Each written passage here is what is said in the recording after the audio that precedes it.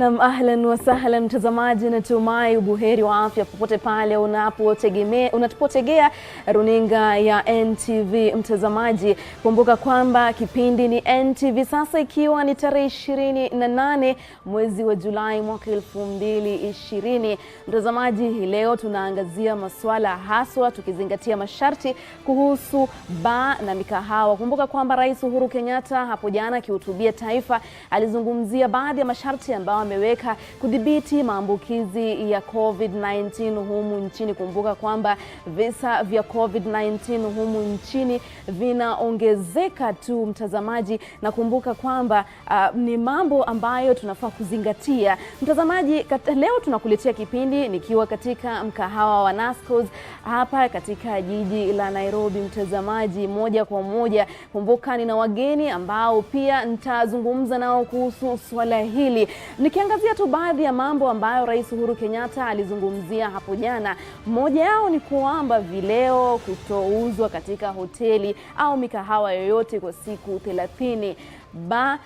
Kutofunguliwa kwa muda ambao hakuzungumzia, ili alisema kwamba baa zote zisifunguliwe kwa sasa, na leseni za baa zitakazo kiuka maagizo kutwaliwa iwapo baa hizo hazitofuata maagizo hizo. Pia kumbuka mtazamaji, mikahawa yanafaa kufungwa saa 1. Kumbuka kwamba awali mikahawa ilikuwa ikifungwa saa 2 usiku, lakini kwa sasa mikahawa hiyo itafungwa saa 1 usiku kwa siku 30. Mtazamaji, ni baadhi tu ya masharti ambayo yamewekwa tu kuzuia maambukizi ya COVID-19 nchini. Na nikikuelekeza sasa moja kwa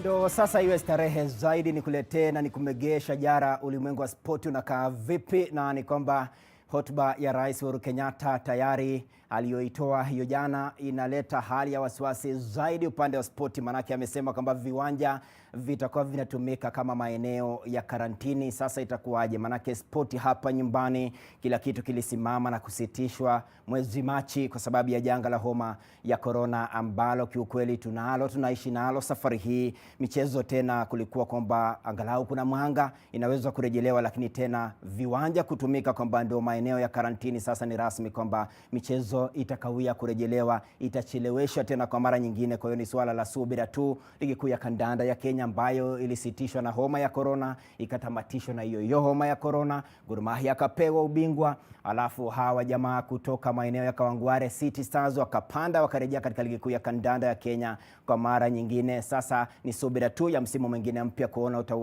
utaweza kuanza lini tena mara hii, lakini huenda sasa ni kama maeneo ya mwezi Oktoba, mwezi Septemba huko ndio angalau ligi ya kandanda ya Kenya kwa mara nyingine iweze kuanza tena. Upande wa raga vile mambo hali ni ya wasiwasi. Kombe la Kenya hapa na pale, hakuna raga itakayoendelea tena, manake sasa kama viwanja ndio vinatumika kama maeneo ya karantini, utafanyaje? Itabidi utulie kidogo. Labda sasa wanariadha tu ndio wanaweza pata mwanya tu, labda kama kutakuwa na mashindano kule maeneo ya Ulaya, ikiwa kwamba kama London Marathon, labda sasa wakwende washiriki akina Eliud Kipchoge ambao kiukweli wanafanya mazoezi nyumbani, manake hakuna hali ya kutangamana kwa sababu ya homa ya corona. Alafu kiachia mbali hayo masikitiko makubwa ulimwengu wa spoti, sasa kule Ulaya Jurgen Klopp ambaye ni meneja wa Liverpool, mabingwa wa ligi kuu ya kandanda ya England, alituzwa kama kocha bora kabisa katika msimu wa mwaka 2019-2020, akiwa tena mara hii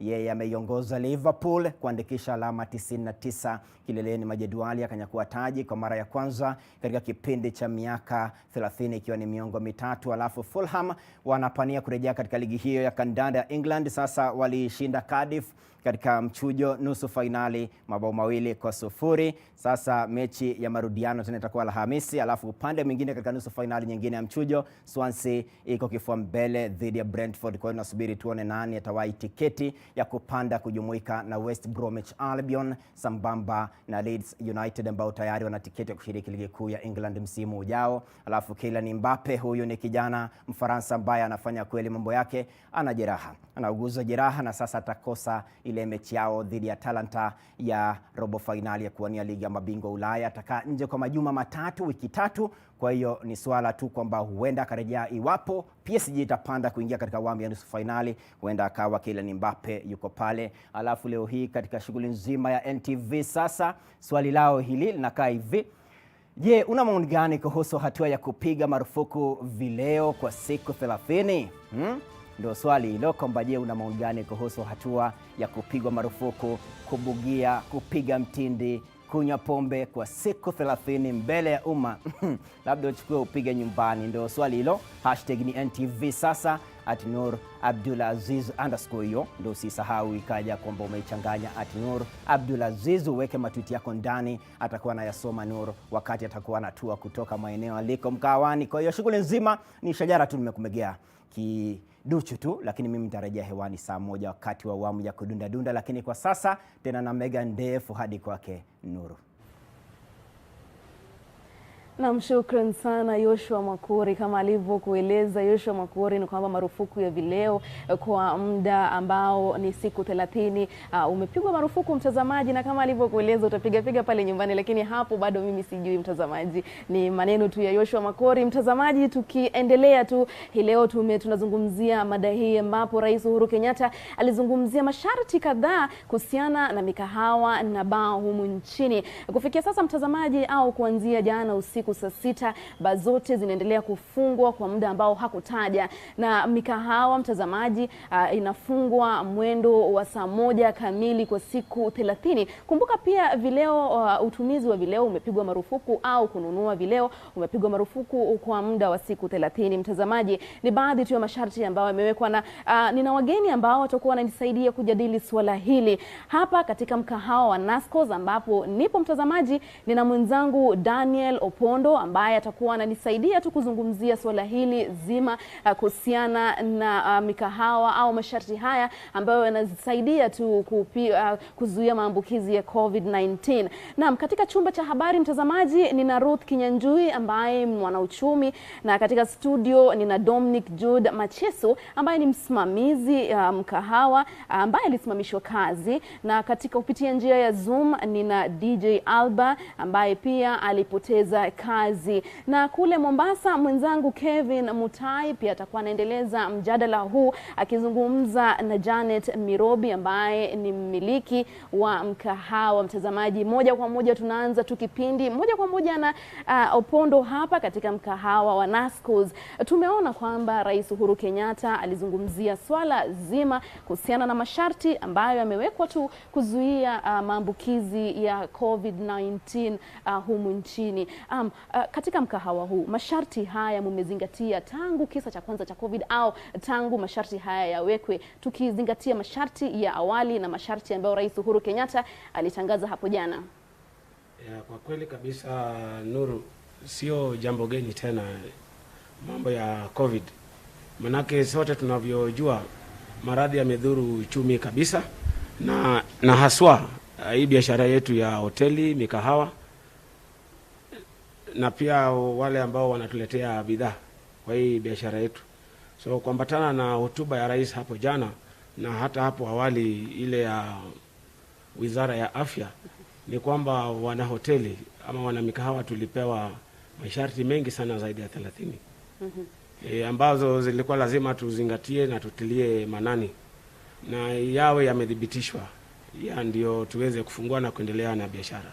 Sisi kama Nascos hayo tuliyatimiza mapema, na tumekuwa tukiendelea na mauzo yetu, haswa tukizingatia masharti ya kuweka nafasi kati ya mgeni mwingine hadi mwingine, ama meza hadi meza. Ni ya kwamba nafasi za kukaa zimepungua sana, na hiyo pekee kwa jumla imeathiri biashara zaidi. Manake katika mkahawa wetu hatuwezi kalisha wageni jinsi tulivyoweza kufanya hapo mwanzo. Hapa vile una uwezo wa kuona ni kwamba viti vimepungua kabisa, na kutoka kiti kimoja mpaka kingine kwenye meza utaona ni kwamba kulingana na masharti ya serikali lazima tungepima 1.5 futi kutoka kwa mteja mmoja mpaka mwingine, na pia kwa meza lazima weka hicho kipimo hicho. Kwa mfano hapa kwetu sasa, mwanzo tulikuwa na nafasi za wageni 168. Kwa saizi kwa jumla tuko na 44 peke yake. Kumaanisha kwamba kwa huu mpango mpya tumepoteza nafasi kama 124. Na hiyo ni pigo kubwa kwa biashara, lakini sababu ni mambo ya kiafya, lazima pia tuzingatie yale maagizo ya wataalamu kiafya. Ndio. Labda masharti mengine tu ambayo mmeweza kuangazia katika shughuli hii au biashara hii ya mkahawa? Masharti mengine ni kama yale ya kuhakikisha kwamba mara kwa mara wateja wote na wafanyikazi wananawa kwa njia inayostahili, na pia tuko na sanitizer niseme katika kila kona ya mkahawa wetu. Kwa mfano unavyoona hapa hivi, mgeni yote yule anapoingia hapa, jambo la kwanza ni akishanawa pale mlangoni, lazima aweke sanitizer kwa mikono yake, na akisha kwamba hii ni njia moja kuwa viini zaidi vya corona.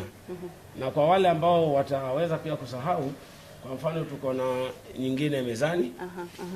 Sasa kama hii unavyoona hivi, wafanyikazi wetu watakumbusha wageni kama hao ili wakumbuke kufanya nini, kutumia hii sanitizer kwa jinsi inavyofaa, kisha waisugue vizuri mikononi, ndio pia waweze kushika hata kama ni meza yenyewe, kama ni hivi vifaa vingine vya mikahawa, waweze kuitumia kwa njia inayostahili. Ndio. Na kuna sheria ambayo hapo jana Rais Uhuru Kenyatta alizungumzia kuhusiana na baa kufungwa, haswa kuuza vileo katika mikahawa. Mmeshughulikia aje sheria hii, au kufikia sasa tayari mmeshughulikia sheria hiyo? Tayari tumeshughulikia na tulishughulikia hapo awali kikamilifu. Unaviona hata sasa, kwa mfano upande wetu wa kuuza vileo hivyo tunavyozungumzia, tulifunga kabisa na kuonyesha kwa kuziba hata na kitambaa vile unaviona.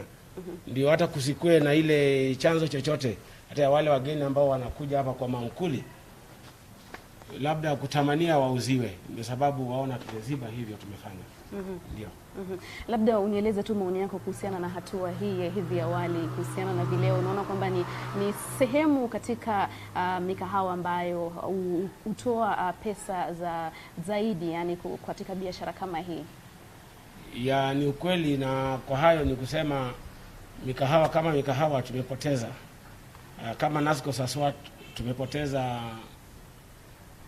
pesa taslimu mingi, manake hiyo sehemu jinsi imesalia imefungwa, ni kumaanisha kwamba la kwanza hamna wafanyikazi hapo, la pili hamna wateja, la tatu hakuna mauzo yoyote inayoendelea hapo.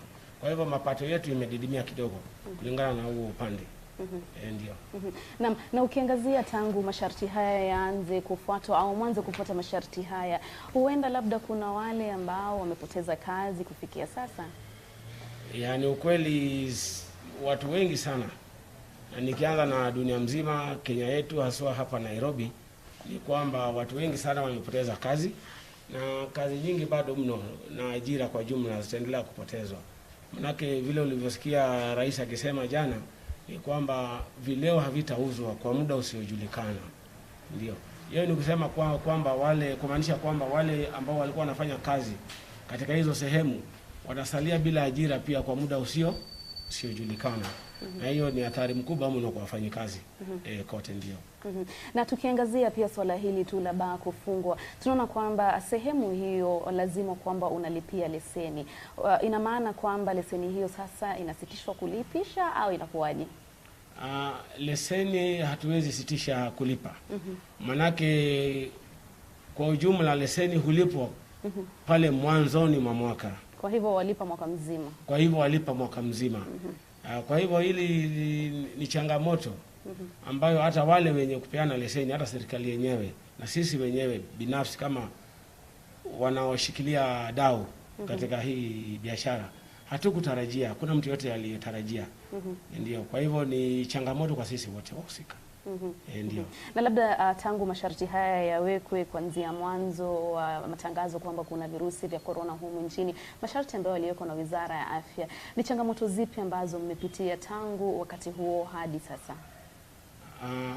Kwanza ni kushushwa kwa mapato kibiashara. Manake vile unavyoona kuna sehemu moja ya biashara yetu ambayo tumefunga kabisa. Yes. Alafu jambo la pili ni kwamba kwa wale wafanyakazi ambao tunao kazini, wanapotoka ni katika jamii mbalimbali, katika mitaa mbalimbali hapa jijini. Na wanaokuja kazini tunapatana sisi wote pamoja. Kwa hivyo ni sharti kila moja yule azingatie yale masharti kibinafsi na kiujumla. Na sisi pia kama waajiri, kama wasimamizi wa hii biashara, tunahakikisha kwamba mara kwa mara tunaelezea wafanyikazi wetu jinsi ya kujitunza wakiwa kazini na wakiwa pia kule nje mitaani kwenye jamii. Ndio. Naam, shukran sana Daniel Opondo. Ni meneja wa mkahawa wa Nascos. Mtazamaji, kama nilivyokueleza, niko katika mkahawa wa Nascos hapa jijini Nairobi, mtazamaji. Na nilivyokueleza awali ni kwamba mwenzangu Kevin Mutai pia yupo na mgeni ambaye pia anazungumzia swala hili zima kuhusiana na masharti ambayo yamewekwa, ambayo yanataja au yanategemea sana mikahawa na baa humu nchini, hasa kuangazia uuzaji wa vileo humu nchini. Mtazamaji, nitarejelea tu swali la leo. Tumekuuliza, je, una maoni gani kuhusu hatua ya kupiga marufuku vileo kwa siku 30? Je, una maoni gani kuhusu hatua ya kupiga marufuku vileo kwa siku 30? Wasiliana nami @Nuru_Abdulaziz, @NTV Kenya, @NTV Sasa, mtazamaji, na tutaangazia baadhi ya maoni yenu moja kwa moja kwa Kevin Mutai. Naam, shukran sana Nuru Abdulaziz kutoka Nairobi. Na kwa hakika mtazamaji, hotuba yake rais hapo jana ilikuwa inasubiriwa kwa hamu na gamu na Wakenya kutoka maeneo mbalimbali humu nchini.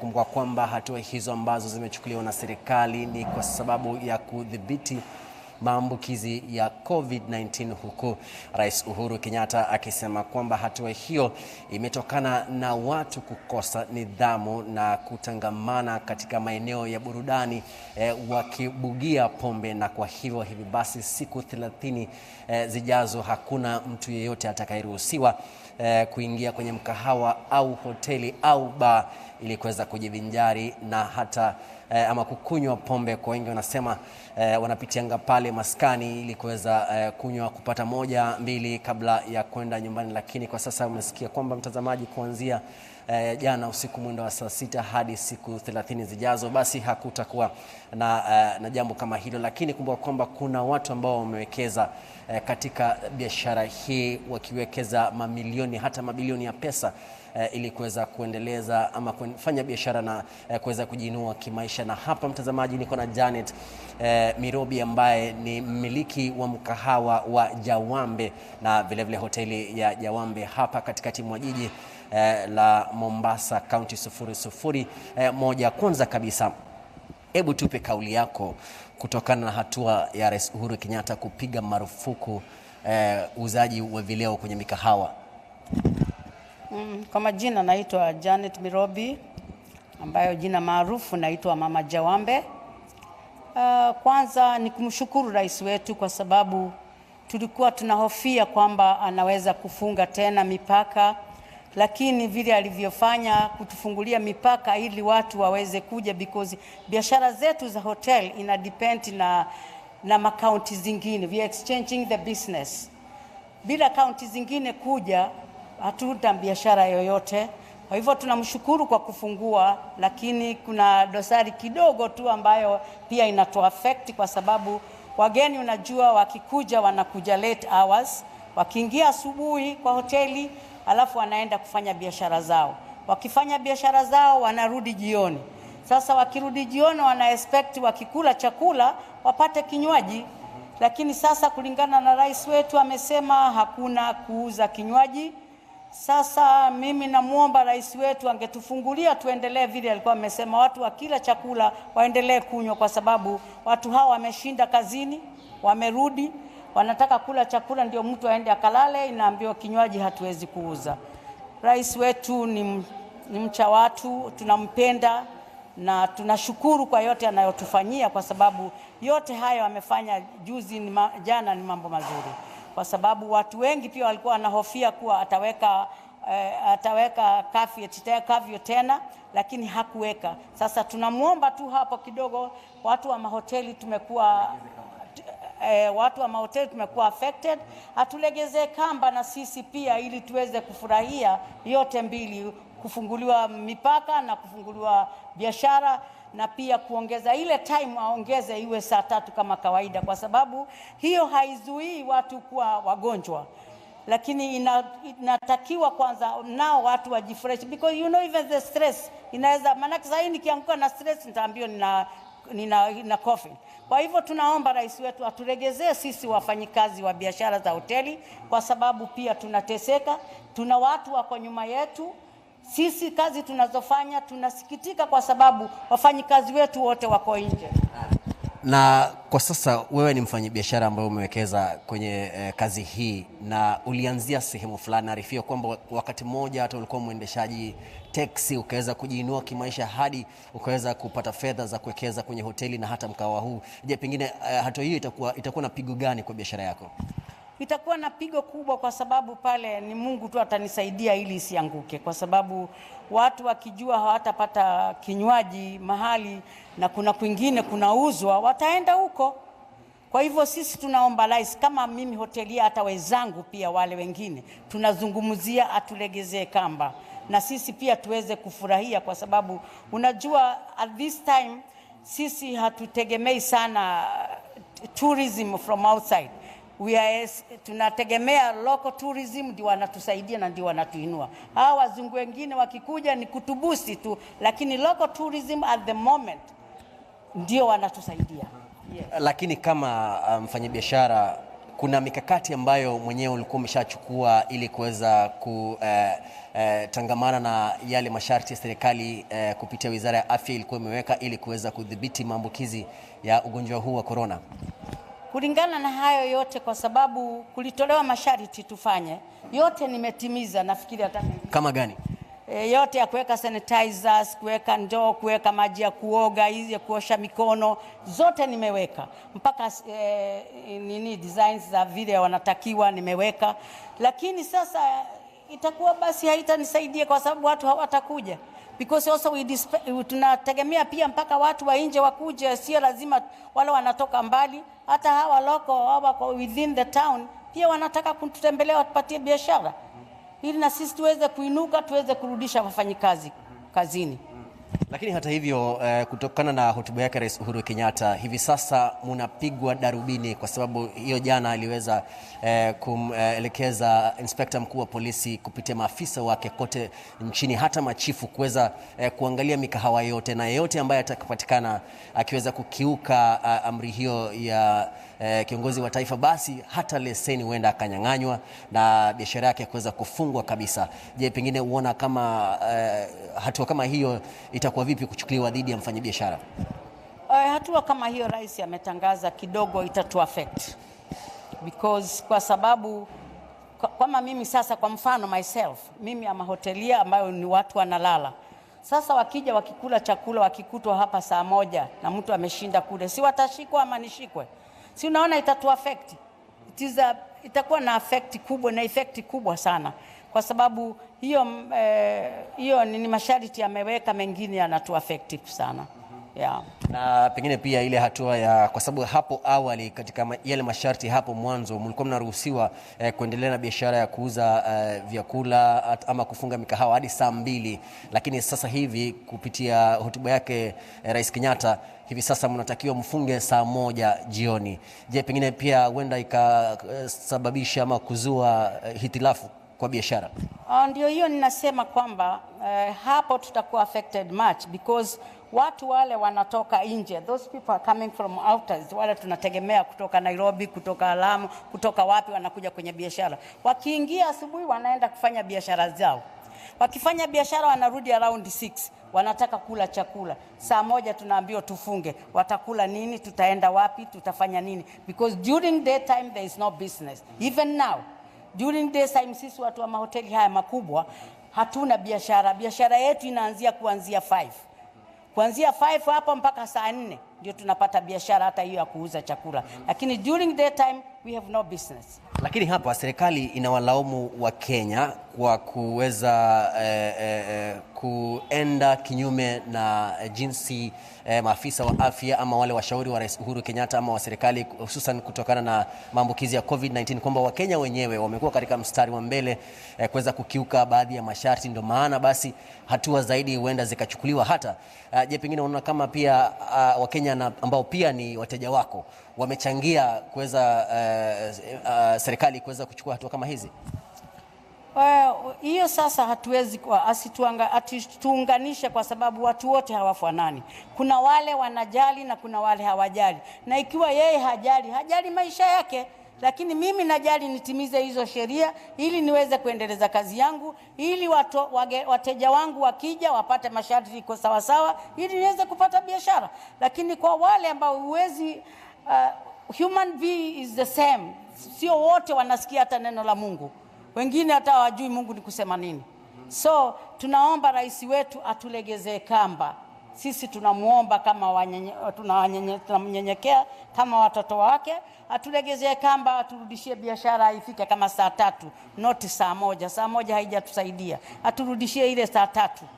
Ndio tunaomba. Na la mwisho kabisa kabla hatujaenda mapumzikoni, Mombasa ni kaunti mojawapo wa kaunti za pwani ambazo zinajulikana pakubwa na uti wake wa utalii, sekta ya utalii, na hivi sasa karibuni tunatarajia usafiri wa ndege ama safari za kimataifa, ndege wateja kutoka maeneo mengine kufika hapa nchini, na pengine hali ilivyo kwa sasa, iwapo itakuweko, basi huenda wageni wakatatizika.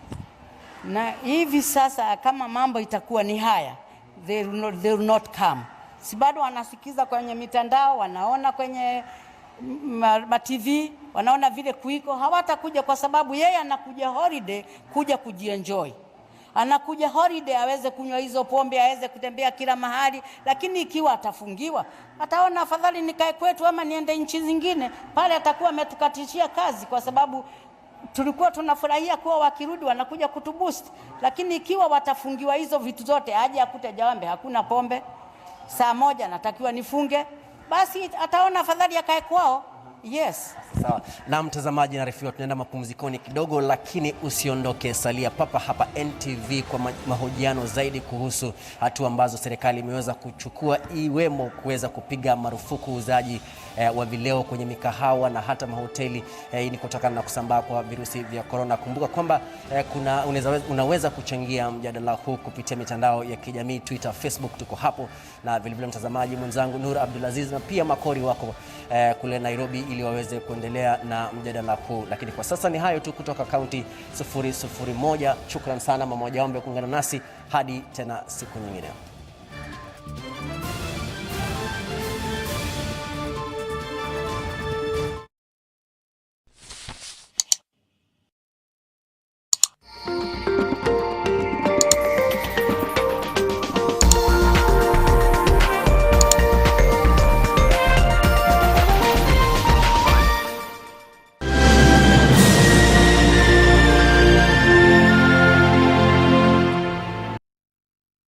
Get up to 95% financing for all brand new vehicles, payable within 60 months. What's more, you can access a Biashara Boost credit facility of up to 200,000 shillings and 2 free memberships for Maisha cover from Amref Flying Doctors. Family Bank, with you for life. When the world changed, it made us go back to the simple joys and love the little things even more, like serving up your best, eating together, and sharing more. Now, we'll take nothing for granted and always remember to taste the simple joys.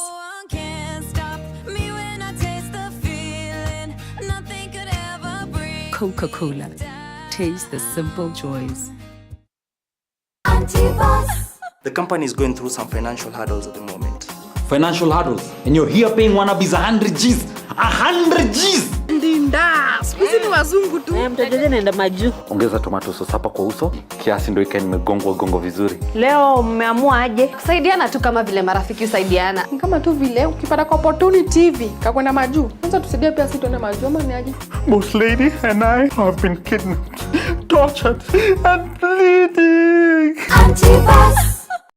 I expected more from you, David. Well, ma'am, I'm not disrespecting you. I devoted myself looking out for you and your children, and do I get any gratitude? Of course not. She always gets the credit. Martha worked hard to earn their love and affection. It's hard work, but you may want to try it.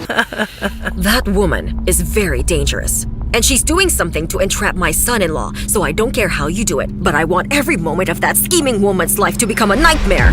What can I do for you? For me? Nothing really. I just came to inform you that I don't approve of someone like you. Even if you keep flirting with my father, never will you replace my mother. Along Came Love, in association with Blue Band Peanut Butter.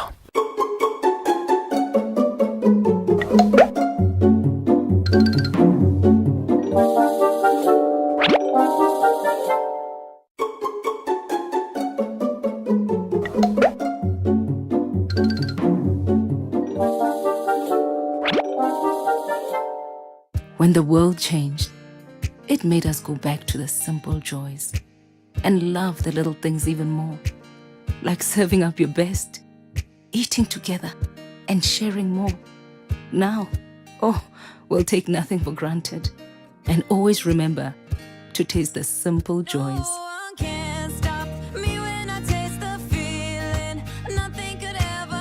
Coca-Cola, taste the simple joys.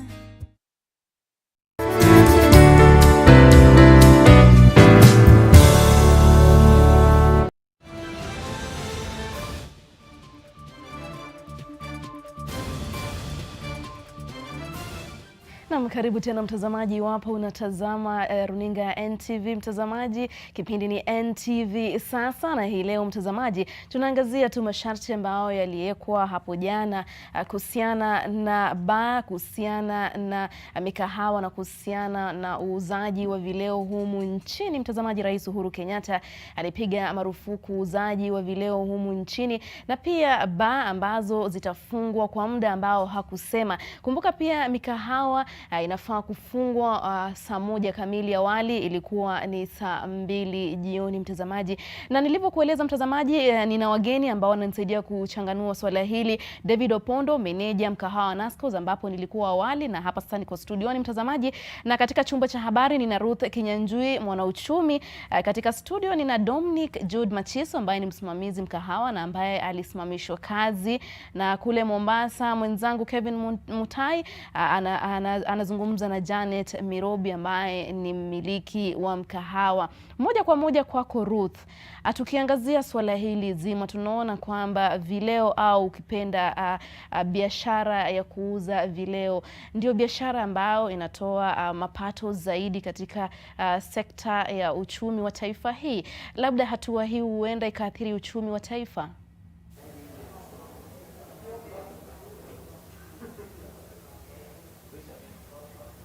Ruth, unanipata? Nakupata Nuru. Nimekueleza, sijui kama umenipata swali pia ama nitarejea swali. Unaweza rejea, unaweza maliza ni kukosa hapo mwisho. Nauliza, tukiona kwamba uuzaji wa vileo humu nchini unachangia zaidi katika mapato katika taifa hili, je, huenda marufuku hii huenda ikaathiri uchumi wa taifa? Asante sana Nuru. Tukiangalia wauzaji wa vileo kulingana na hata hizi COVID restriction wapate zilipatianwa, walifavoriwa sana kwa sababu out of businesses zote kwa sekta ni hao walikuwa wa kwanza kufungua. Na watu tukasikia wakisema sana watu wanauza vileo lakini kanisa na vitu kama hizo hawajaweza kufungua. So ni kumaanisha kama walipewa kipaumbele za kuweza kufungua biashara zao, walikuwa pia na time ya kuweza kuweka mikakati ndio waweze kujipanga vizuri in terms of how watadeal na clients wao. kwa sababu tunajua uuzaji wa vileo pia unakuwa wakazi wao ama client wao pia wanakuwa ungovernable, ama vileo zinawakosesha fahamu mzuri in terms of venye wataweza wakikunywa ama wakiendelea kulewa. Ni kumaanisha kwamba, ama ningetaka kusema kwanza, kama walijua wamepewa kipaumbele, wangeweka mikakati ndio waweze kujua venye wataweza kufanya biashara yao, not for the short term but also for the long term. Na nikisema hivyo nasema ni kuwa hii sekta ya watu wa kuuza vileo na chakula ingeanza kutoka juu, kuanzia na watu wenye wana benefit sana kuanzia kwa hiyo uuzaji wa vileo, the whole sector wajipange vizuri. Na ningetaka kusema Nuru, tunaonanga watu wa for example wakati kuna promotion inafanywa na watu wa vileo ama pombe ama vitu kama hizo, tunaona wanafanya a lot of campaign, hata kwa TV tunaona advertisement, tunaona a lot of stuff, na wananchi wanaweza kuwa wameelekezwa, na that is the same thing. Watu wa hii sekta ya vileo wangeweza kuchukua, wafanye campaign, waweze kuonyesha hata watu wenye wanauzia biashara zao ama pub owners ati wanaweza kuweka mikakati fulani. Tuone hata pia wamewawekea hata hizo posters, ama kabla watu waingie kwa hizi pubs waweze kufanya vitu za sekta, ama waweze kufanya campaign ya kuonyesha watu wenye wako supposed kujibehave. Na pia pub owners tuone wakijipanga in a way wana manage clients wao, wanasema mko supposed kujipanga hivyo, ndivyo wakati mtu atakosa fahamu yao, ama hata wasema ukiingia kwa pub in 2 hours uko supposed unatoka, ndio kusikue na issue ya kuwa ungovernable, ama wakue pia wanakunywa wanakosa consider ama take care of the restrictions of COVID-19.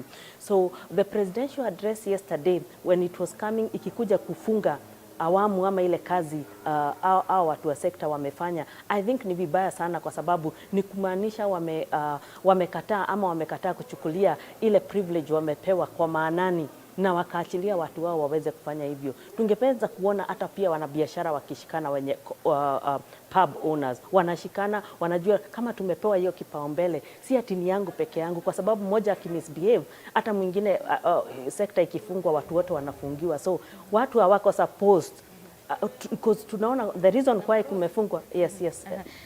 Umezungumzia swala zima tu kuhusiana na swala hili la masharti ambayo yamewekwa kuhusiana na vileo, uzaji wa vileo humu nchini. Nili kuuliza swali, iwapo sekta ya uchumi umeathirika.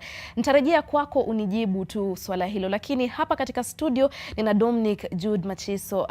Jude, tunaona kwamba ulikuwa msimamizi wa mkahawa na ulisimamishwa kazi. Kazi ulisimamishwa baada ya muda gani haswa, baada ya masharti haya au vizuizi ambavyo viliwekwa ili tukuzuia maambukizi ya COVID-19? Asante sana Nuru. Ilikuwa March wakati serikali ilitangaza mikahawa zifungwe. Sasa kulingana na mkahawa wetu haingeweza kutimisha hiyo masharti ya COVID. So ikabidi tuambiwe tungoje mpaka vile yatalegezwa. Kwa mfano vile kuna madam amesema hapa, kazi yetu inaanza 1:30 serious business mpaka 10 usiku, alafu tuna combine food na drink. So ukitoa drink na ukitoa hiyo masaa inakuwa haina biashara. So ikabidi tuambiwe tungoje mpaka vile serikali italegeza hiyo masharti. But kulingana na mkahawa wetu hatungeweza kutimiza hiyo masharti. Labda ni sababu zipi ambazo zilichangia mkahawa kushindwa kufuatilia masharti ambayo yapo? Kumbuka kwamba kuna nafasi ya kufungua asubuhi hadi saa 1 kwa sasa. Sasa ukiangalia kwanza masaa ya kazi, kuna ile mambo ya unajua we are not busy during morning hours. Mambo ya breakfast hatuko sana. Tunaanza mambo ya lunch, alafu dinner na usiku.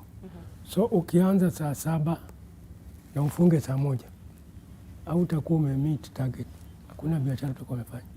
Kitu kingine ya pili, vile nimesikia Mr. Ponda akisema mkahawa wetu ni mdogo. Sasa ukianza kusema 1 meter apart, itabidi ukae na kama around 20 customers. Na ujue hatuko busy sana, wanakuja na masaa. Nakumbuka pia kuna swala ambalo labda kuna mikahawa ambayo imechukua hatua ya kuhakikisha kwamba pale, kwa sababu ya nafasi, hawauzi pale, ila mteja akija anachukua chakula anaenda naye. Labda hamkuzingatia swala kama hili ama mambo kama haya? Ndio nimekueleza kulingana na vile the nature of our business. Tunategemea sana mauzo ya chakula na kinywaji. Sasa ukiangalia take away itaanza saa 7 alafu ishe saa 1. So utaona hakuna biashara tunafanya. Na Opondo, unanipata? Umemsikiza Dominic. Umemsikiza Dominic kuhusiana na swala la mkahawa kuwa mdogo, labda ndio maana masharti ambayo hawakuweza kufuatia. Labda ungependa tu kutoa maoni yako kuhusiana na swala hilo? Ya ndio Nuru. Jambo la kwanza ni kwamba kupoteza nafasi mingi za kukaa kwa wageni, na kupoteza nafasi mingi za kukaa kwa wageni imesababisha biashara, mapato katika biashara kuzorota mno. Manake hao wateja wachache ambao wanakuja wenyewe wanajaribu kuzingatia hayo masharti, na kwa ile uoga kidogo, because sisi kama wananchi, unapoenda kwa mkahawa yoyote pale unatarajia pia kukutana na wateja wale wengine, na uoga ni kwamba ujui wa wateja wametokezea wapi na ujui wao wamejituliza vipi, yani namaanisha wamejikita vipi kulingana na kuzuia maradhi ya corona kuenea, ambapo sasa utakuta mambo ya take away ndio inatembea zaidi kidogo, hiyo kwa upande wetu hapa. Lakini wateja wengi bado zaidi wanazuia kukaa pale kwenye mkahawa. Alafu jambo la pili ni kwamba lile swali uliponiuliza hapo awali ya malipo ya leseni na pia kodi ya nyumba kila mwezi, utakuta kwamba kwa hii biashara yetu ni biashara kwa kimombo naweza sema very delicate and very capital intensive at any given time, per hour, per day, ndio tuweze kumit zile target zetu.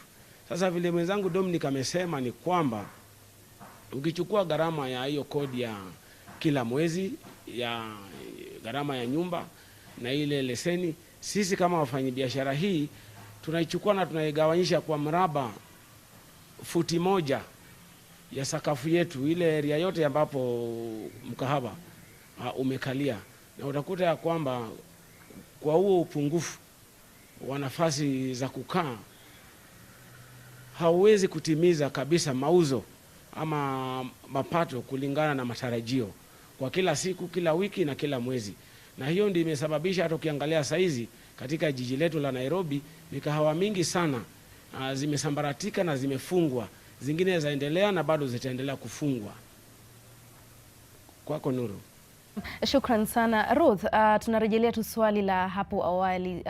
Hatua hiyo ya kutouza au marufuku ya kutouza vileo imeathiri kivipi sekta ya uchumi au itaathiri kivipi sekta ya uchumi humu nchini? Asante sana Nuru, sasa nakupata vizuri. Watu wengi wameenda nyumbani Nuru. For 30 days watu hawatakuwa na mapato yao ya kila siku. Ni kumaanisha wako nyumbani. Wanabiashara wenyewe wako na rent na wako na vitu zingine za kulipa. Tunaona pia sekta ya vileo pia ni mojawapo inalipa kati ya ushuru kubwa sana nchini, na kuwa imefungwa for 30 days ni kumaanisha hizo 30 days hakuna kitu, hata watu wenyewe wenye biashara hawana mapato, wafanyikazi hawana mapato, na pia serikali haina mapato. Watu wengi kama wameenda nyumbani ni kumaanisha hata stress levels, hata kabla stress level pia, hata vitu za mental health zitaenda pia vibaya.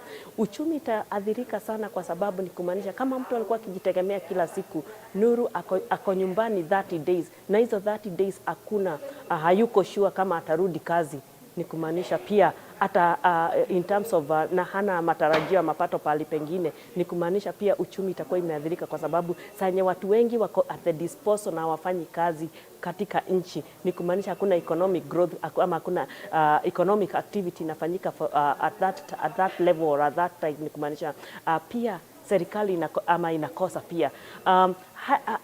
However, ningetaka kusema pia tumeona hii sekta haikupigwa marufuku ikiwa yote, si vileo peke yake, kumeachwa sekta ya chakula na wamepewa curfew mpaka 7 pm, meaning that hata kama si wote wataenda nyumbani, kutakuwa na upungufu ama watu tuseme nusu ya staff ndio wataachwa nyumbani labda wakifanya kazi, na wale wengine nusu waende nyumbani wenye walikuwa kiuza vileo. Lakini tunaona pia president aliwapea a window, hata kama watu wameenda nyumbani nusu wenye wanauza chakula pia watabaki. Lakini that notwithstanding, pia tukiangalia value chain ya kutoka kwa wenye wanauza vileo kutoka juu kabisa kwa sekta mpaka pale mwananchi wa kawaida anapatikana, for the sector iweze kureform ama kurecap ama kukuja to normal in the next 30 days, there is still a window ati wanaweza turn around in those 30 days, na waweze pia hata kuadvise president wenye watafanya vitu different na hiyo sector iweze kurestoriwa. Lakini ningetaka kusema saizi it's not a matter of economic growth ama how far tunaweza kuenda kwa economic growth, but pia in terms of ugonjwa ama kujikinga kwa ugonjwa, tunazingatia zile maagizo watu wamepewa. Watu wakipewa maagizo wafuatilie. In terms kama ni mwananchi wa kawaida, bado tunaona president hataki kufinyilia watu sana, anataka pia kuwapea window ya kuweza kuimprove nuru, na watu wakiweza fanya hivyo tunaona economy bado itarudi, lakini tunaweza grow sana economy at the expense pia ya watu wenyewe ama ya watu mwananchi wa kawaida. So it's a thin balance, na tunaona president kama ameipiga marufuku ataka inaleta pesa, tumeona hata kama inaleta pesa wacha isimame kwanza, wajipange. So it's a win-win situation. Naam. Dominic, umesema kwamba kuanzia Machi ulifutwa kazi au kazi iliisha kutokana na masharti haya ambayo yaliathiri tu mkahawa. Naam, kufikia sasa tu labda kwa huo muda wote umekuwa ukifikiria au umekuwa ukipanga kufanya nini, au labda tu ungependa serikali iangazie vipi swala hili? Kabla sija kujibu, kuna kitu nilikuwa nataka kuongezea. Ukiangalia mauzo na gharama ya mkahawa nilikuwa ndani. Mauzo na gharama, mauzo ya kuanzia ile asubuhi mpaka saa moja ile wanasema, ukitoanisha hakuna biashara umefanya. Huwezi lipa kodi, huwezi lipa stima, huwezi lipa wafanyakazi. Kwa hivyo inakuwa ni kazi bure. Saa hii sisi tulikuwa tunaomba hawa CS waziri walegeze hizi protocols, kwa sababu hata ukienda hapa town kuna most of these pubs already zingine ziko above hizi protocols, standards za protocols. Hata kuna zingine pombe si bei rahisi, chakula si bei rahisi, so hata hakuna groupings, already they are above the protocols ukiangalia. So tungemuomba kama angeweka hizi protocols, angezi-categorize. Kama tuseme kuna kwa hizi mahoteli kuna first class, 5 star, 4 star, 3 star. Mahali nafikiri kuna haribikia sana ni huko chini, ambapo kunakuwa na shida. Lakini ukienda kuanzia 3 star, 4 star, utakuta hizo protocols already walikuwa wanatimiza hata kabla ya COVID. Ukiangalia kwa uzuri. Kwa hivyo mikahawa hii ambayo unazungumzia, yani mikahawa midogo, yani inafaa kuzingatia tu masharti hayo, ili nadhani kwa sababu kwa sasa tunazungumzia masuala ya afya. Tunaangazia ni ugonjwa ambao unaathiri kila mtu. Haijalishi wewe ni maskini, haijalishi wewe ni tajiri, haijalishi wewe ni nani. Kwa hivyo ni hayo tu, lakini shukran sana kwa kufika hapa katika studio na kuwasiliana nasi na kuchangia katika mchango huu katika mjadala ambao tumezungumzia hii leo. Mtazamaji, shukran sana Ruth Kinyanjui ambaye ni mwanauchumi, shukran sana Daniel Opondo, meneja mkahawa wa Nascos, na shukran sana kwa wote waliochangia katika mjadala huu. Katika kaunti ya Mombasa, Kevin Mutai, shukran sana na mgeni wako, na kwa wote waliofanikisha NTV Sasa, shukran sana mtazamaji. Baada ya muda usiokuwa mrefu utapata taarifa zetu kwa lugha ya Kimombo. Naitwa Nuru Abdulaziz, shukran sana na uwe na mchana mwema.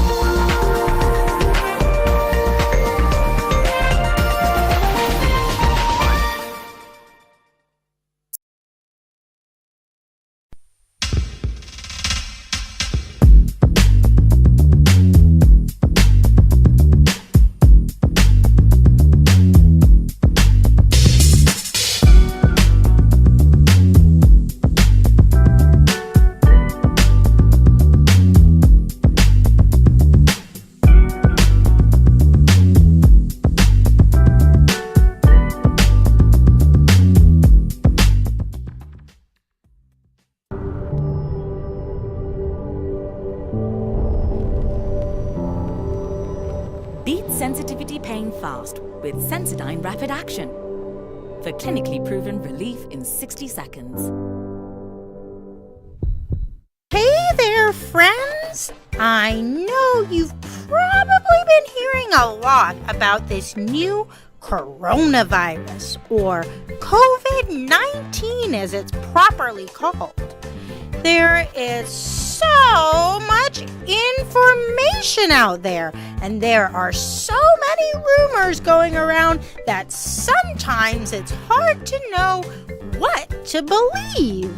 This is especially true with today's technologies like the internet and WhatsApp, where untrue information can spread like wildfire. Remember, whether it's something you're hearing from other kids or something you've seen on the internet, you need to first think critically and judge whether the information seems reliable before you believe it.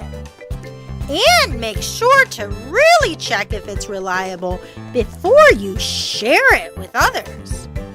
This can be hard to do, but my friends, the Ubongo Kids and Uncle T, have got a song to help you out.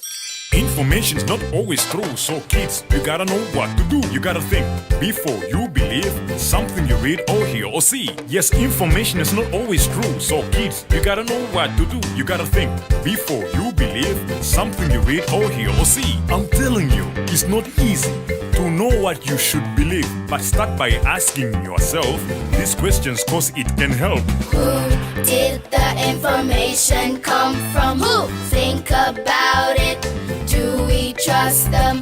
Why did they write it? Why was the information shared to be helpful or nice? Who did the information come from? Who? Think about it. Do we trust them? Why did they write it? Why was the information shared to be helpful or nice?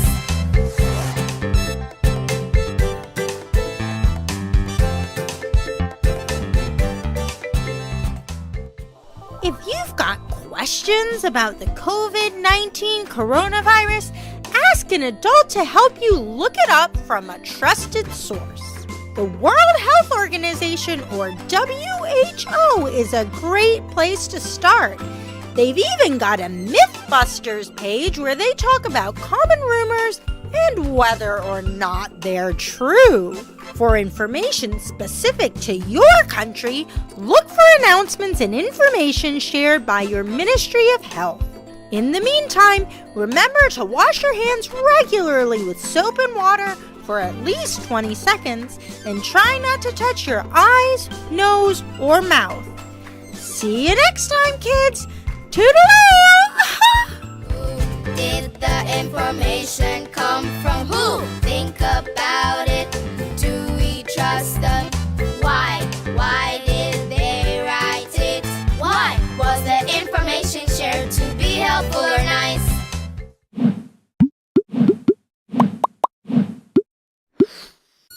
I need to know who adopted my sister.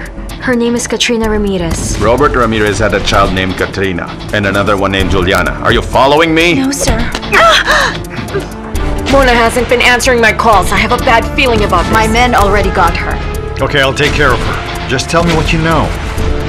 Come on, speak up now. I'd rather be tortured and die than to betray and drag my friends down. I have to know if the accusations against you are all true. I will have you arrested.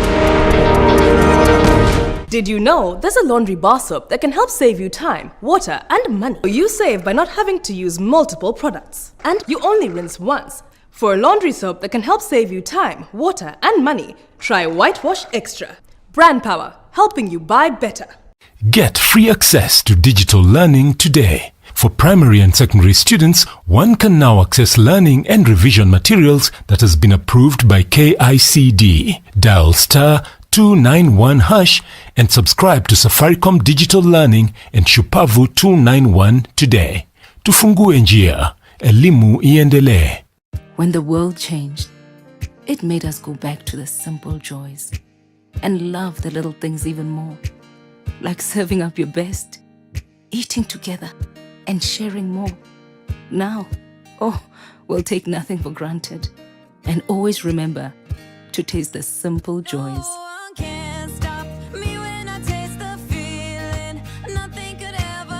Coca-Cola. Taste the simple joys. Cabling tips. Use cables from a reputable manufacturer made from 99.99% pure copper and the best insulation. Use a certified installer. Scratch to verify and authenticate your cables. We manufacture an extensive range of power cables for applications in domestic and industrial wiring. Our work speaks for itself. Get in touch. Let's talk cables. Kumbuka, wire si wire. East African Cables, connecting lives.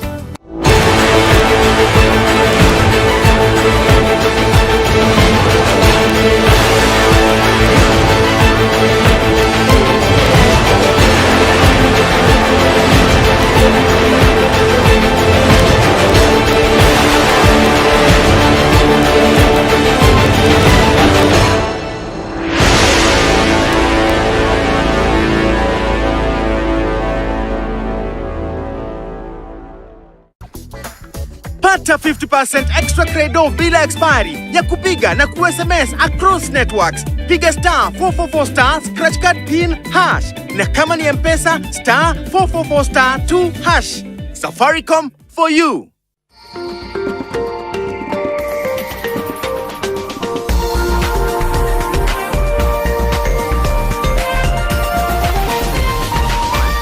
This is NTV.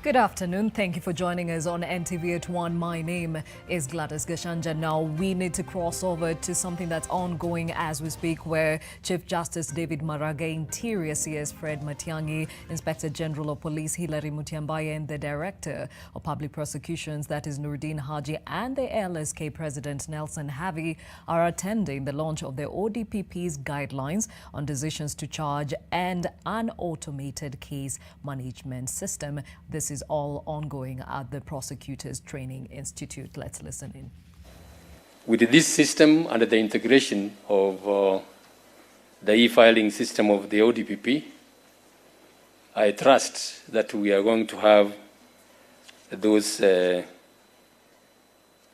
electronic documents transmitted to us even before the suspects are brought to court.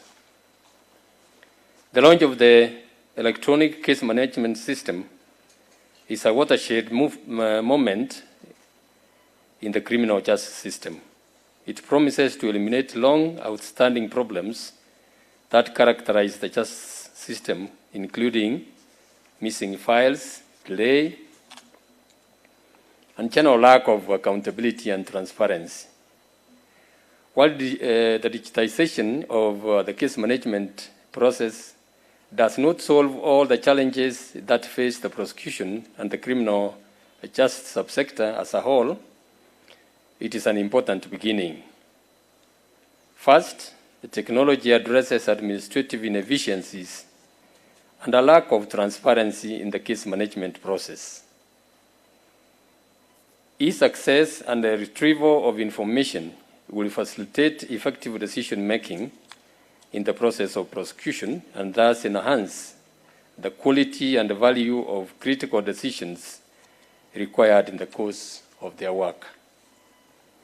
Secondly, as the old adage goes, justice must not only be done but also be seen to be done. With the implementation of this system, members of the public, the accused, and other persons who interact with the public prosecutions service can and should have a more reliable and trusted channel of getting information regarding the status and the progress of their cases that are being handled by the prosecution. Thirdly, and most importantly, the administration of justice is a chain or a wheel with the different institutions and agencies, each performing a distinct but mutually reinforcing role.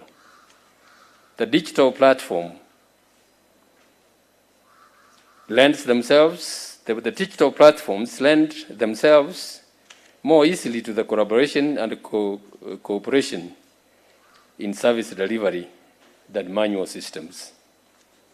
The ODPP's electronic case management system was developed in close collaboration with the Judiciary's technical team in the Directorate of ICT. The two systems are integrated, and this reflects the spirit of cooperation that should define relations between institutions in the entire justice sector. Indeed, the systems developed by the Judiciary and the ODPP have a great potential to streamline communication between different agencies in the criminal justice sector.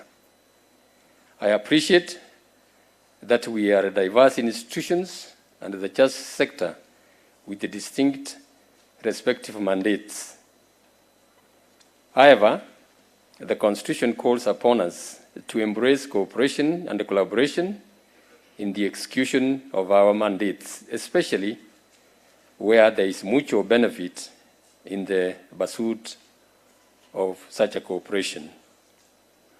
There is no doubt that information sharing in a Chief Justice, that is David Maraga, speaking at that function that is ongoing at the Prosecutors Training Institute that is seeing the launch of the ODPP's guidelines on decisions to charge and, of course, that automated case management system. More details coming your way as and when we get them. Now, the Kenyan delegation that was to attend the funeral of Tanzania's former President Benjamin Mkapa was turned back due to unclear circumstances yet to be confirmed by the government. Kenya's Foreign Affairs Ministry is treating the situation as a highly sensitive, claiming that they will share a statement to shed more light on what happened.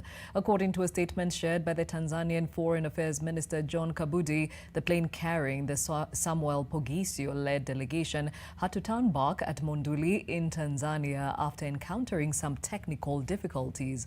The Kenya Air Force 306 plane left Nairobi some minutes before 8 a.m. and reportedly arrived back into the country shortly after. The Kenya Civil Aviation Authority has declined to comment on what could have happened, terming the matter as highly sensitive. Elsewhere, the Nairobi metropolitan area is set to finalize the construction of 24 Level 2 hospitals within the next 90 days. NMS boss Mohammed Badi says the groundbreaking is ongoing and that the hospitals will target mostly those living in informal settlements. On the other hand, with Nairobi County being the epicenter of the COVID-19 pandemic, secondary schools have now been set aside as isolation centers to cater to those who are unable to self-isolate. We have set up another 20 treatment beds within Bagathi itself, and we are currently renovating what is known as Block A and B to give an added capacity of 78 beds for treatment, with 10 of them being ICU. Apart from that, we are putting up, and if you went to Bagathi, you will see a makeshift facility, which will also be a treatment facility, 160 bed. We are in collaboration with the University Enterprise Unit, UNES, and this facility should be ready by next week with a capacity of 160. On this issue of bars, we are going to operate as multi-agency cooperation between us and Ministry of Interior. And I would like to tell all Nairobi citizens that I will personally, me and my team, including the ones from Ministry of Interior, will personally go around to ensure that those bars are closed. We have to maintain the directives that have been given. So mine is to urge all the bar operators in Nairobi, please, let's abide, let's close for those 30 days, then we'll get further instructions. To some politics, Wiper Party leader Kalonzo Musyoka has told off ODM Secretary General Edwin Sifuna over his remarks that there exists no deal between him and ODM party leader Raila Odinga. According to Musyoka, he stands by his remarks that there exists a power deal between himself and Raila with regards to the latter supporting Kalonzo's 2022 bid.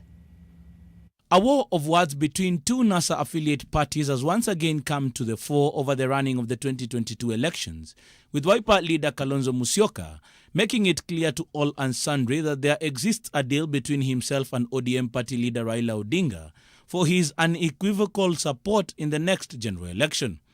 In a statement quoting Kalonzo and appearing on the Sunday Nation, Kalonzo was categorical that they have a separate deal that will see him run for president and have Raila rally his troops behind him fully. It is these remarks that have irked the Secretary General of the ODM, Edwin Sifuna, who in a statement hit back calling Kalonzo all manner of names. In the statement, Sifuna notes, "We are however not surprised that Kalonzo is making those claims. It is typical of Mr. Kalonzo's character as a two-faced treacherous character who is always whining while seeking to reap where he did not sow. It is a continuation of his kati-kati brand of politics." Kalonzo has indeed been variously described as a hyena who follows a man hoping the hands will fall off. The statement continues, "We know that Kalonzo tried to push Raila to commit to support him in 2022 as part of the NASA Pact, and as a party, we flatly rejected that demand." Sifuna finishes off by saying the so-called deal therefore only exists in Kalonzo's wild dreams. But his remarks did not go unanswered, with Wiper's Secretary General Judith Sijeni calling out Sifuna. Sijeni says Honorable Kalonzo has been Raila's running mate twice, and both are senior politicians who hold immense respect towards each other. It comes as a shock to me and the entire Wiper fraternity, therefore, to see the shameless and unwarranted attack against Honorable Kalonzo from a man who is politically so junior to him. She signs off by noting such uncouth and untempered language by Sifuna only helps to portray him as a juvenile delinquent who is doing more harm than good to ODM. Kalonzo insists that he has a pact with Raila and it is solid, and that should not worry some enthusiasts in the Orange Party who cannot see beyond themselves. I gave an exclusive interview. I stand by what I said in that interview, and I do not need to revisit that matter. Kalonzo has come out to insist that he would be on the ballot come 2022, even seeking fresh alliances that will see him achieve that dream. Kennedy Muredi, NTV. To some unfortunate news, a search has commenced in River Narok in Laikipia County, where a woman drowned on Sunday afternoon while taking pictures with her brother at the world-famous 74 meters high Thompson Falls in Nyahururu town. Judith Cherono with more.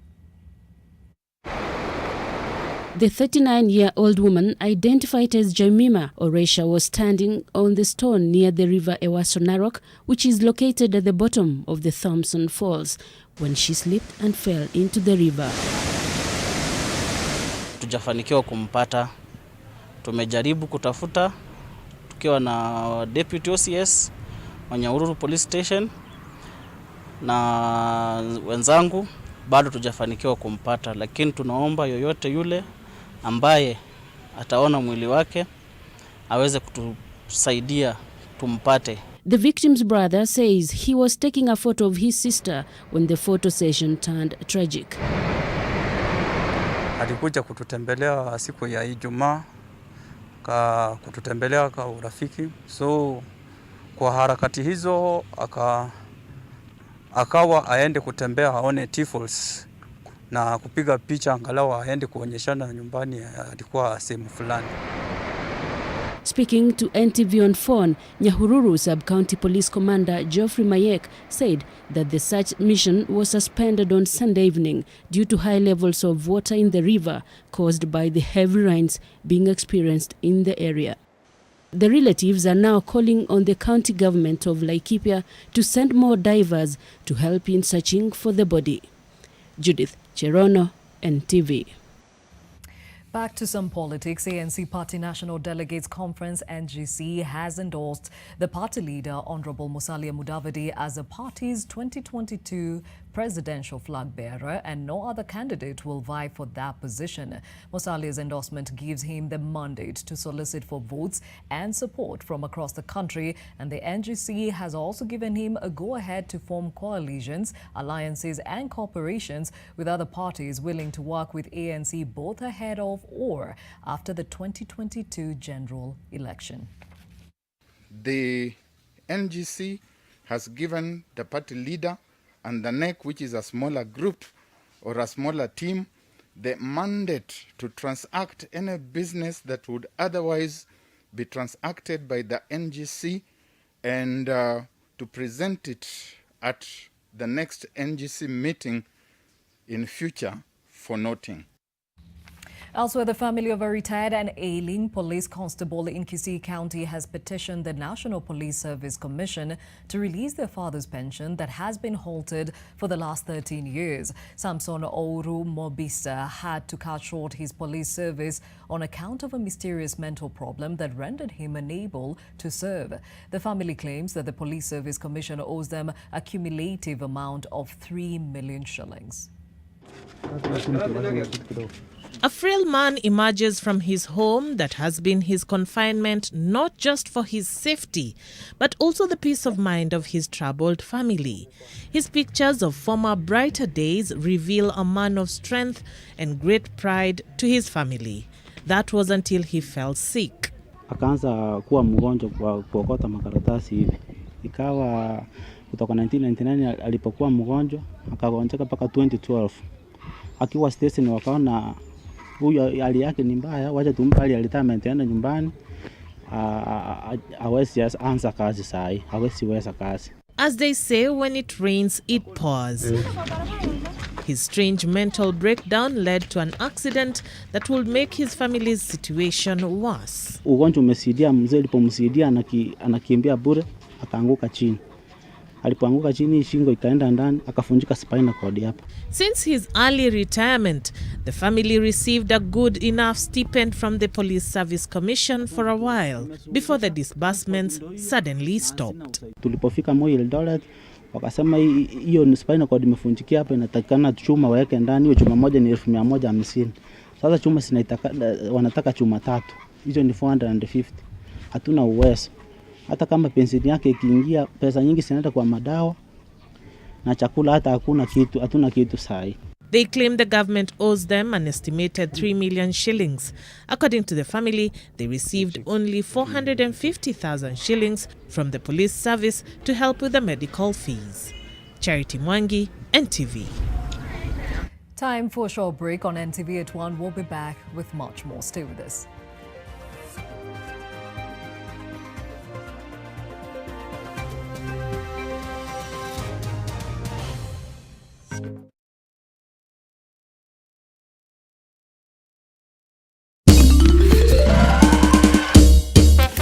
Sona moja imetengenezwa kwa njia spesheli ili kupambana na maumivu kwa haraka. Sona moja ina aspirin kama kiungo. Sona moja, kitulizo kamili. Maumivu yakizidi, pata ushauri wa daktari. Introducing Ndovu Home Baking Flour and Ndovu Maize Meal, now in an attractive new packaging.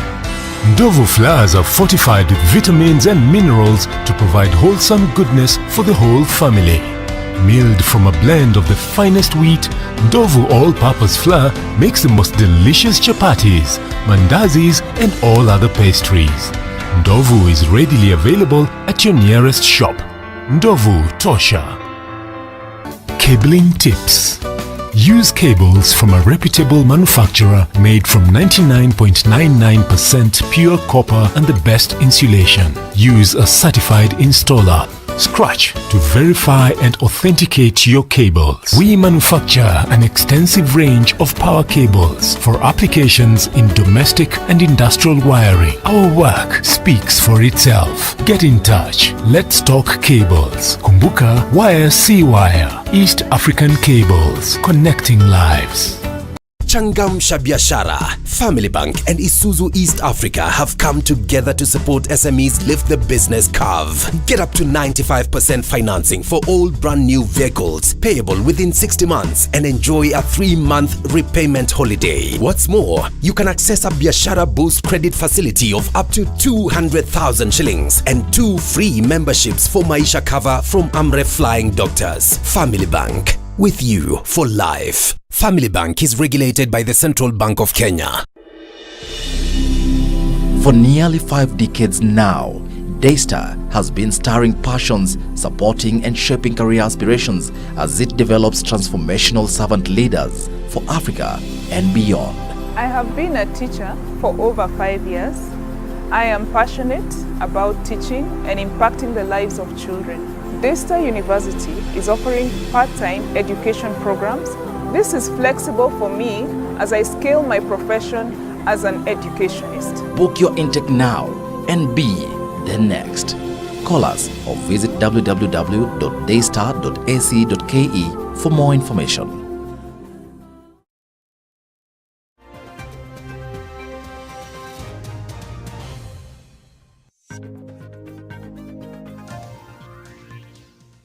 Thank you for staying with NTV at One. And we start off with something that touches on the county's politics and the financing of the same. Opinion is split within the political leadership of Wajir County over whether the county should get more money or not. Woman Representative Fatuma Gedi has supported the proposed formula, even though it allocates less money to the county, putting her on a collision path with other elected leaders. I realize you are not even observing social distance.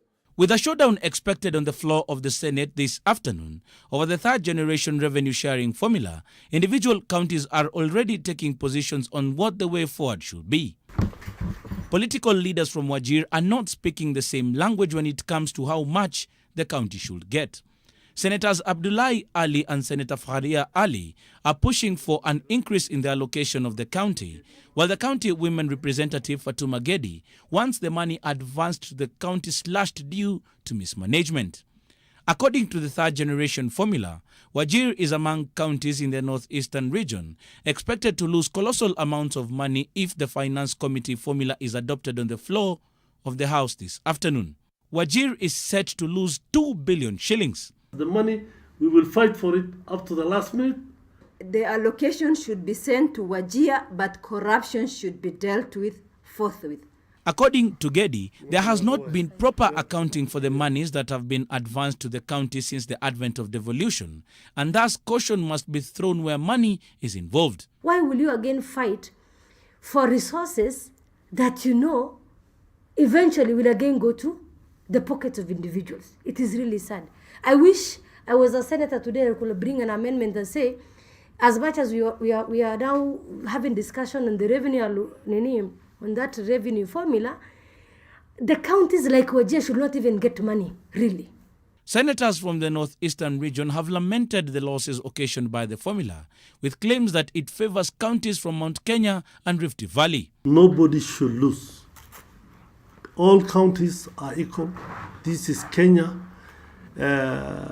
If we have to do the right way, the Sakaja formula takes care of all of that so that nobody really loses at this particular time. Kennedy Muredi, NTV. Sharing the 300. And still on the same subject matter, a section of ODM leaders in Kilifi County are appealing to the Senate to reject the new revenue sharing formula, maintaining that it will deprive some counties of development funds.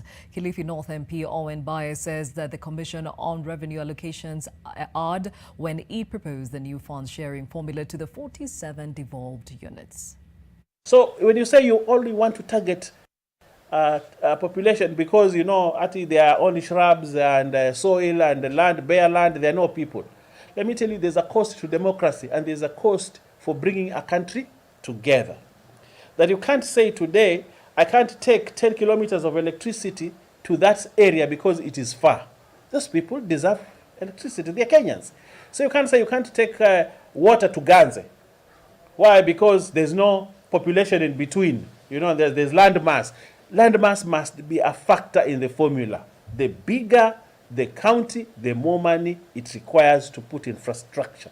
And it is infrastructure that brings economic growth.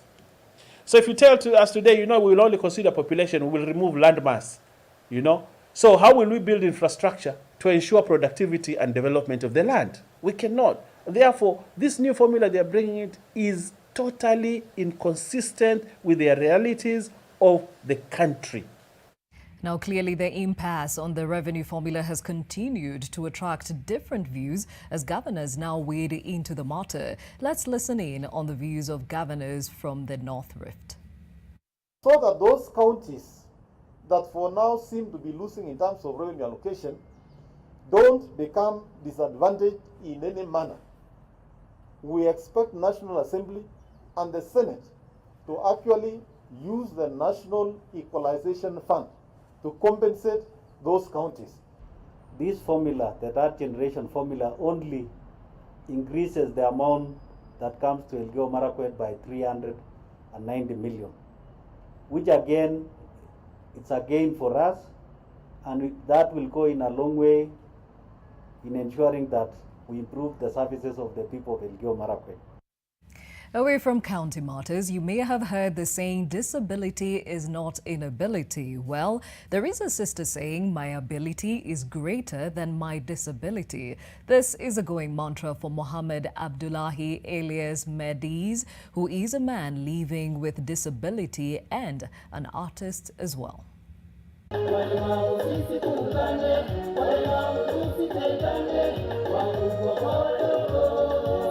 Mimi nilizaliwa mwaka wa 1988 katika hospitali Referral Hospital Isiolo. Nilizaliwa nikiwa mtoto mzima. Kufikia miaka 1993 niliweza kuathirika na ugonjwa wa polio, na virusi ya polio ndio iliweza kunisababisha mimi niweza kulazwa hospitali. Siku moja wazazi wanasema niliweza kutapika na kuendesha, na baada hapo niliweza kupelekwa hospitali ya Wamba katika Samburu County. Nilifanywa upasuaji ya mgongo na nikatembea na crutches kuanzia 1993 mpaka 2001. When I was in class 6 nilishindwa kabisa kutembea, na safari yangu ya kutembea na wheelchair ndio imeweza kuanzia nikiwa darasa la 6. Maisha imekuwa ngumu sana, manake hapo mbeleni kabla COVID-19 iweze kukuja tunapata mwaliko mbalimbali kwa mafunction, kwa mkutano, na ninaenda ninafanya ngoma yangu pale, na baada ngoma ninapata mkate yangu wa kila siku, naweza kulipwa pesa yangu. Lakini tangu corona ikuje, pesa imepotea kabisa, hali ya maisha imekuwa ngumu, hata kupata chakula inakuwa ni ngumu sana. Walemavu sisi tuungane, walemavu tusitengane, wakubwa kwa wadogo, sisi wote tushikane. Msanii nimekuwa tangu 2011, namaanisha niko miaka 8 sasa. Ile changamoto napitia kama msanii ambaye niko naishi na ulemavu, changamoto napitia, kitu wa kwanza ni pesa na mdhamini ambaye nitaweza kufika studio na kurekodi na kufanya ngoma zangu kwa jumla. Kuanzia niweze kwenda studio mpaka Nairobi, napitia challenge kama mlemavu kwa sababu siendi na private car, naenda na PSV matatu kutoka Nairobi mpaka kwenda Kitengela. Jina ni Mediz, tayari kuwakilisha wale wote walemavu hapa duniani. Naomba asilani msikie kwa makini. Ulemavu sio shida, nafasi ndio shida. Pe nafasi na haki kama wengine. Tofauti mimi sina na kuhitaji si unyonge. Well done, Mediz. Just a reminder that only you stands between you and your dream. Well, across the borders, West African leaders have called for the swift creation of a unity government in Mali and a fresh vote after disputed elections, but warned of sanctions against those opposing efforts to end the country's crisis. Presidents of the 15-nation Economic Community of West African States, ECOWAS, of which Mali is a member, are discussing ways to diffuse tensions between the opposition and President Ibrahim Boubacar Keïta. The virtual summit, which lasted 3 hours, was convened amid fears among Mali's neighbors that the deepening crisis could cause the fragile state to slide into chaos. The statement made by the President of the constitutive documents of our community.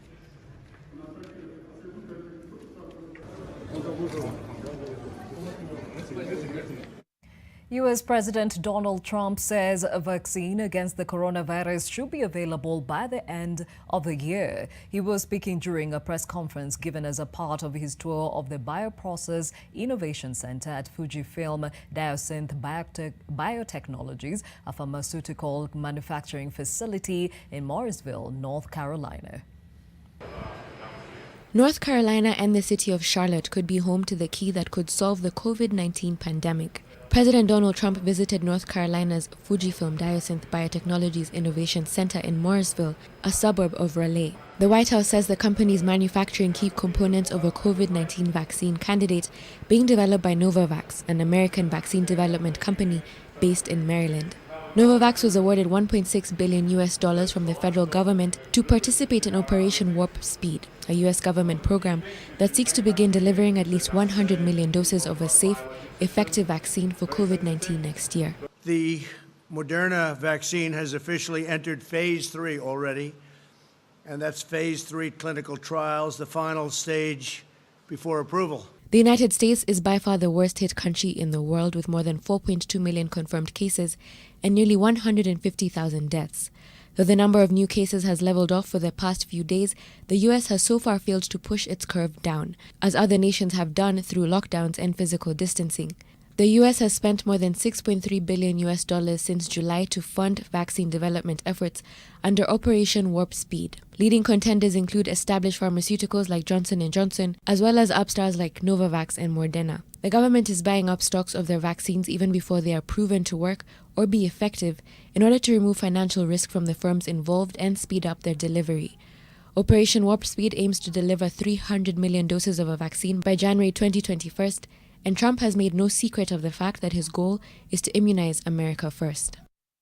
To some sporting action now. Kenya's female boxer Christine Ongare is optimistic that come next year in the 2020 Olympic Games in Tokyo, she will win a medal in the women's flyweight division. The 26-year-old says that the coronavirus pandemic has affected her training since social halls are closed. Or for I and my colleague whom we qualified, still we cannot be allowed to train because due to my discipline, most things that we do are body contact, whereby that is the easiest way in that you can be contacted with the disease, because I don't know her states and he don't know my states. Further afield, Paris Saint-Germain forward Kylian Mbappe will miss the Champions League quarter-final against Atalanta in Lisbon on the 12th of August. Mbappe sustained an ankle injury during the French Cup final against Saint Etienne on Friday, ruling him out for 3 weeks. The 21-year-old could return for the semi-final on the 18th of August if PSG qualify. France international Mbappe left the pitch in tears after being fouled by Saint Etienne defender Perrine in the first half of PSG's victory. The conclusion of this season's Champions League, delayed by the coronavirus pandemic, will consist of an 8-team straight knockout tournament in the Portuguese capital, with the final on the 23rd of August.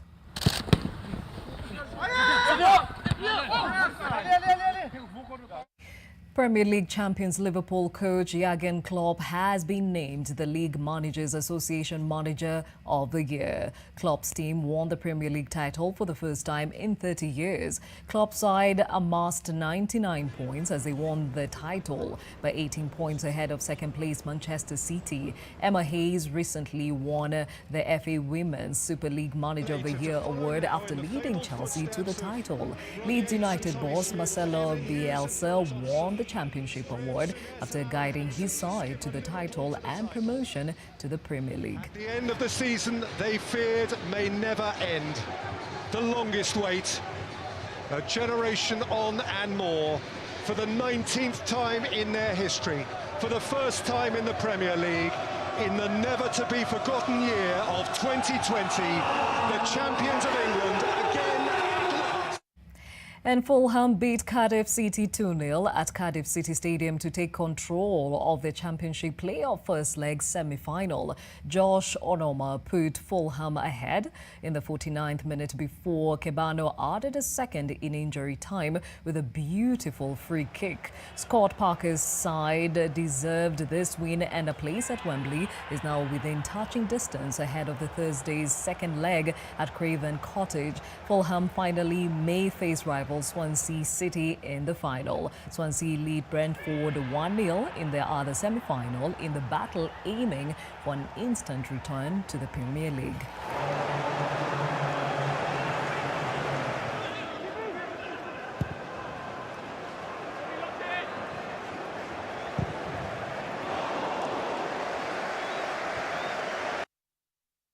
That's all the news we had for now, but do remember we have a bulletin at 7 p.m. and another at 9 p.m. See you then. My name is Gladys Gashanja. Take care.